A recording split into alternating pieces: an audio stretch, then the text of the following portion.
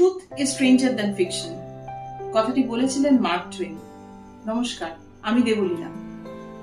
Well of tales এর হাত ধরে শিগগিরই আসতে চলেছে আমার আরেকটি কাহিনী, দেবাংশী। কল্পনার কথা বলছি না। চেনা দৃষ্টিগোচর পৃথিবীর ঠিক পাশে অচেনা যে ইন্দ্রিয়গ্রাহ্য ছায়া পড়ে, তা আমরা আমাদের অনুভূতি দিয়ে, অভিজ্ঞতা দিয়ে বুঝতে পারি। তাদের অস্তিত্ব এখনো আমাদের কাছে প্রশ্ন হলেও তা কিন্তু আমরা অস্বীকার করতে পারি না।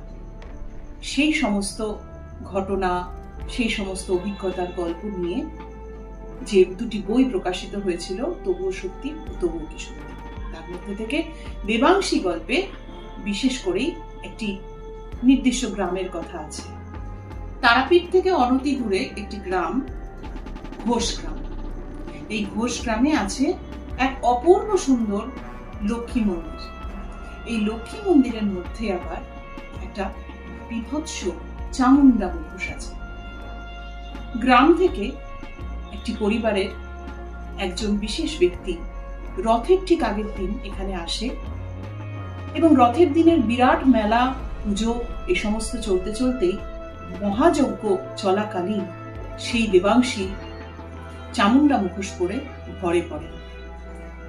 এই ঘটনা শতক পেরিয়ে গেলেও একইভাবে চলে আসছে।